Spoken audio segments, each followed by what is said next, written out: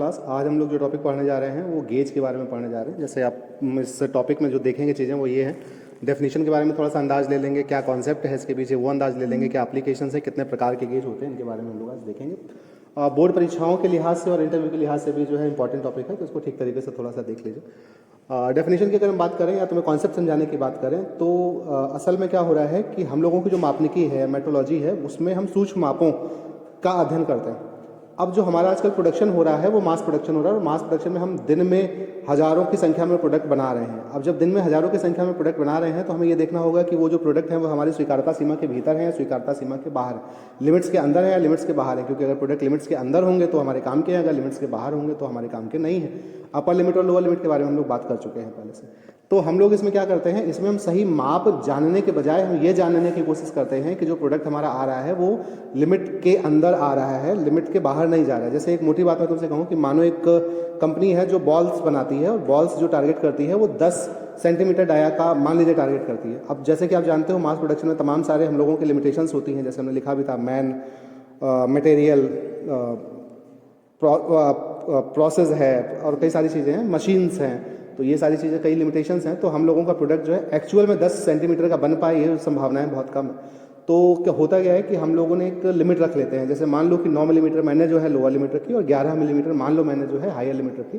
तो अगर 9 मिलीमीटर और 11 मिलीमीटर के बीच की हमारी बॉल होगी तो उसे मैं स्वीकार कर लूँगा, कहूँगा ये हमारे काम की है। अगर 9 से छोटी होगी या 11 से बड़ी होगी तो उसे मैं स्वीकार नहीं करूँगा और कहूँगा कि ये हमारे काम की नहीं है। तो इसको आसानी से करने के लिए मैं ये कर सकता हूँ कि मैं 2 होल बना लूँ ज़मीन में। मान लो, एक मोटी बात कह रहा हूँ, एक होल मैं 9 मिलीमीटर का बना लूँ और एक होल मैं 11 मिलीमीटर का बना लूँ। जो भी बॉल बन के आ रही है मैं उसको लूँ और उसे 9 मिलीमीटर वाले होल में डालूँ। अगर वो 9 मिलीमीटर वाले होल में चली गई का मतलब हुआ कि वो बॉल 9 से छोटी है, मतलब हमारी स्वीकार्यता सीमा से नीचे की है, वो हमारे काम की नहीं है, उसे मैं बाहर फेंक दूंगा। दूसरी बॉल जो लेके आया वो 9 में नहीं गई और 11 वाले में भी नहीं गई, तो इसका मतलब हुआ कि जो बॉल है वो 11 मिलीमीटर से बड़ी है, वो भी हमारी उच्च स्वीकार्यता सीमा से ऊपर की बॉल है, उसे भी मैं फेंक दूंगा। तो हमारे लिए काम की बॉल वो होगी जो 9 मिलीमीटर के होल में ना जाए और 11 मिलीमीटर के होल में चली जाए। तो 9 मिलीमीटर का जो होल है उसे मैं कह दूंगा कि ये हमारा नो गो गेज है, क्योंकि इसमें बॉल नहीं जानी है, और जो 11 मिलीमीटर का होल है वो हमारा गो गेज है, क्योंकि इसमें बॉल चली जानी है। तो इसी कॉन्सेप्ट के आधार पर कई तरीके के हमारे गेज हैं जो हम लोगों के इंडस्ट्रियल यूजेस में हैं। उनमें से कुछ गेज जो मोटे इंपॉर्टेंट गेज हैं वो मैंने यहाँ पे जो है लिस्ट डाउन किए हैं, तो उसके बारे में हम लोग यहाँ पे देख लेते हैं। जैसे सबसे पहला गेज है स्लिप गेज। स्लिप गेज ये है। स्लिप गेज का डिब्बा जो है मैंने तुम्हें अपनी मेट्रोलॉजी की क्लास में भी तुम्हें दिखाया था, वहाँ पे कई अलग अलग थिकनेस के जो है गेजेस यूज़ किए जा रहे हैं। यहाँ पे तुम देख रहे होगे कि हम एक के ऊपर एक, एक के ऊपर एक, एक के ऊपर एक, एक के ऊपर एक रख रहे हैं स्लिप गेज। और जो भी हमारी हाइट है जिसे मुझे मेज़र करना है उसको मैं कंपरेटर से तुलना कर लेता हूँ। जब दोनों हाइट सेम हो जाती हैं तो फिर मैं अपना कंपरेटर हटा देता हूँ और यहाँ पे जो जो थिकनेस आई होती है उनको एक दूसरे से जोड़ देता हूँ। जोड़ने पे हमें वही हाइट मिल जाती है जो असल में उस प्रोडक्ट की हाइट होती है। तो यहाँ पे आप इसको ठीक तरीके से देख रहे हैं। मैं प्रयास करूँगा किसी तरीके से पीपीटी आपको शेयर कर पाऊँ, तो शायद मैं इमेज लेकर कुछ करूँ तो आपके पास तक पीपीटी की इमेजेस पहुँच जाएंगी पोस्ट के माध्यम से। और यहाँ पे देख रहे हो मैंने एक प्रक्रिया तुम्हें बताई थी रिगिंग की, क्योंकि क्या होता है कि जैसे तुमने देखा होगा कि नई कॉपी जो आती है वो पतली सी लगती है, और जब उसमें हम लिखते लिखते लिखते लिखते लिख जाता है काफ़ी ज़्यादा तो मोटी सी हो जाती है। क्यों? क्योंकि उसमें पेजेस के बीच में एयर गैप आ जाता है। इसी तरीके से यहाँ पे भी डिफरेंट स्लिप्स के बीच में एयर गैप आ सकता है। उससे बचने के लिए हम एक प्रक्रिया का यूज़ करते हैं जिसे रिगिंग प्रक्रिया कहते हैं। उसमें तुमने देख रहे होगे यहाँ पे रखने का तरीका भी, जैसे पहले मैं इसको स्लिप कराऊंगा और स्लिप कराने के बाद रोटेट करा दूंगा, रोटेट कराने के बाद मैं फिर उसको ठीक तरीके से रख दूँ ताकि उनके बीच का एयर गैप जो है वो मिनिमाइज हो जाए, ताकि हम लोगों की जो माप है वो ज़्यादा से ज़्यादा सही या एक्यूरेट हम लोगों को मिल पाए। तो ये स्लिप गेज है, इंपॉर्टेंट है, पूछे जाते हैं, इसको देख लीजिए। अगला जैसे आप देख रहे होंगे ये सिलेंड्रिकल बोर गेज है। जैसे किसी होल की डायमीटर वगैरह जब हम लोगों को जाननी होती है तो उसके लिए हम लोग जो है सिलेंड्रिकल बोर गेज का यूज़ करते हैं। यहाँ पे आप देख रहे होंगे कि यहाँ पे एक ये प्लंजर है, उस प्लंजर में कुछ एक एनविल जैसा निकला हुआ है। तो इस एनविल से जो है हम लोगों को डायमीटर का, सही डायमीटर का पता चल पाता है। तो ये होल्स की डायमीटर यूज़ को मापने के लिए जो है हम लोग सिलेंड्रिकल बोर गेज का यूज़ करते हैं। अगला जैसे आप देख रहे होंगे ये है हम लोगों का फीलर गेज। फीलर गेज कुछ वैसा लग रहा है जैसे हम लोगों के नेल कटर में पीछे जो चाकू लगी होती थी। फीलर गेज का यूज़ जो होता है 2 सतहों के बीच की थिकनेस ज्ञात करने के लिए किया जाता है।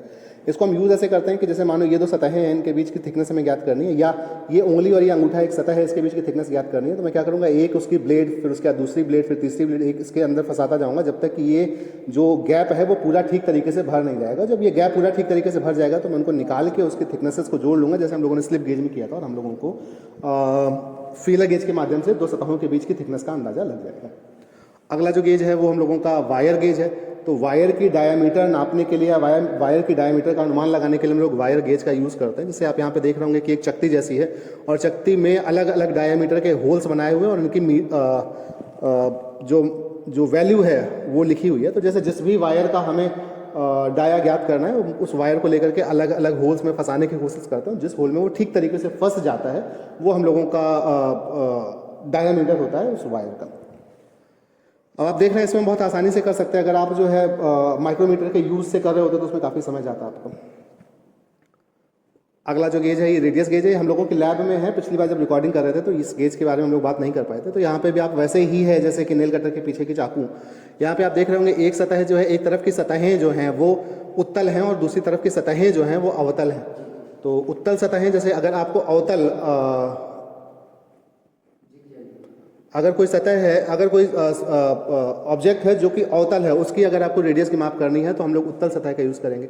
अगर कोई सतह है जो कि उत्तल है उसकी अगर हमें रेडियस की माप करनी है तो हम लोग अवतल सतह का यूज़ करेंगे। यहाँ पे आप देख रहे होंगे अलग अलग परास के रेडियस गेज जो है हम लोगों के पास में है। परास का मतलब आप पहले ही बेसिक्स से ही जानते हैं कि किसी भी मापन उपकरण के द्वारा मापी जा सकने वाली जो अधिकतम माप होती है उसे हम लोग रेंज या परास कहते हैं। तो जैसे यहाँ पे आप देख रहे होंगे कि ये जो रेडियस गेज है उसमें 1 मिलीमीटर से 7 मिलीमीटर तक की रेडियस को नापा जा सकता है। यहाँ पे 7.5 से 15 मिलीमीटर के बीच की रेडियस को नापा जा सकता है। यहाँ पे 15.5 से 25 मिलीमीटर की रेडियस के बीच में मापन किया जा सकता है।